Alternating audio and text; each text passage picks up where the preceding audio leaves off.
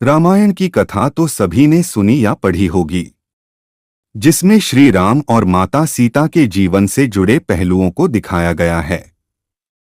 उन्हीं में से एक कहानी में बताया गया है कि कैसे मर्यादा पुरुषोत्तम राम अपनी पत्नी सीता को एक धोबी की बातों में आकर अयोध्या छोड़कर जाने को कह दिया था। लेकिन क्या आपको पता है कि वो धोबी के रूप में जन्मा एक पक्षी था, जिसके श्राप की वजह से ही माता सीता को वन में भटकना पड़ा था। जी हाँ, आपने सही सुना, माता सीता को श्राप मिला था। आज हम आपको बताएंगे कि देवी सीता को किस पाप की सजा मिली जो उन्हें वन वन भटकना पड़ा। धरती की कोख से जन्मी थी सीता। मिथिला नगरी में जनक राजवंश राज करता था। उन्हीं में से एक राजा सिरध्वज थे। एक बार यज्ञ के लिए वो जमीन जोत रहे थे। उसी समय वहां से एक छोटी कन्या निकलती है। इस सुंदर कन्या को देखकर राजा को बहुत खुशी हुई। उन्होंने उस कन्या को अपनी पुत्री बना लिया। उसका नाम सीता रखा। एक दिन सीता अपनी सहेलियों के साथ बगीचे में खेल रही थीं।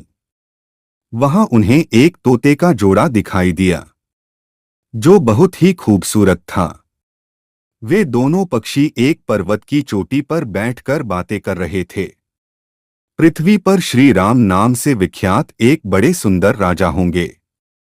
उनकी महारानी का नाम सीता होगा। श्री राम सीता के साथ कई वर्षों तक राज्य करेंगी। धन्य हैं वे जानकी देवी और धन्य हैं वे श्री राम। माता सीता ने जानी प्रभु राम की कहानी। तोते की ऐसी बातें सुनकर सीता ने सोचा कि ये दोनों तो मेरे ही बारे में बातें कह रहे हैं। इन्हें पकड़कर मैं इनसे अपने जीवन से जुड़ी सारी बातें पूछ सकती हूँ। इसीलिए उन्होंने अपनी सहेलियों से उन दोनों पक्षियों को पकड़कर लाने को कहा।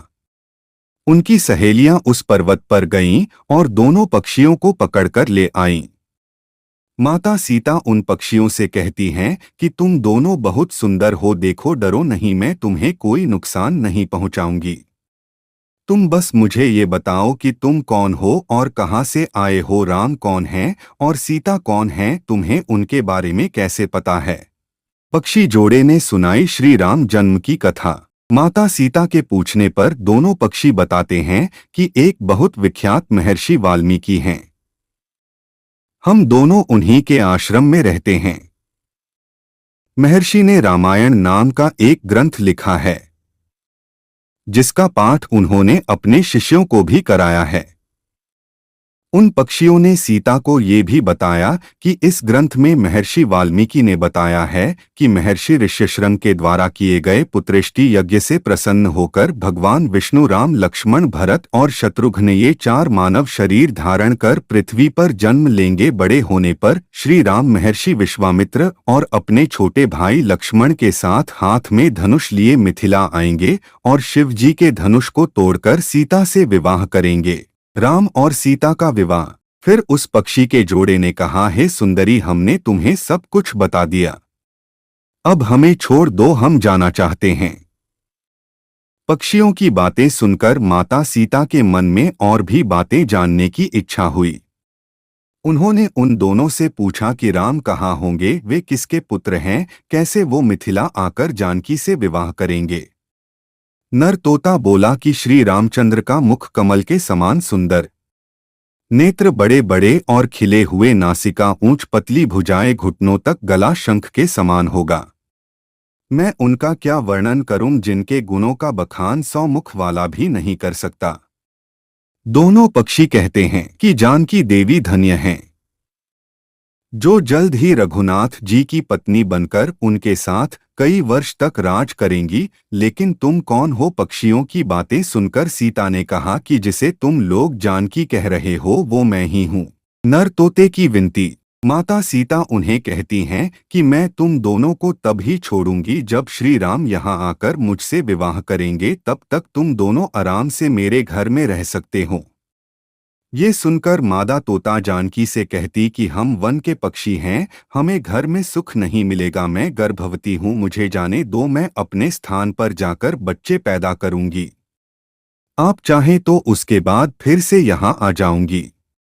उसके कहने पर भी सीता जी ने उसे नहीं छोड़ा। तब उसके पति यानी नर तोते ने कहा, सीता मेरी पत्नी को छोड़ दो, वो गर्भवती है। जब ये बच्चों को जन्म दे देगी तब उसे लेकर मैं फिर तुम्हारे पास आ जाऊंगा। माता सीता को पक्षी जोड़े का श्राप। तब माता सीता ने कहा, तुम आराम से जा सकते हो, लेकिन ये मुझे बहुत पसंद है। तुम घबराओ नहीं, मैं इसकी अच्छे से देखभाल करूंगी।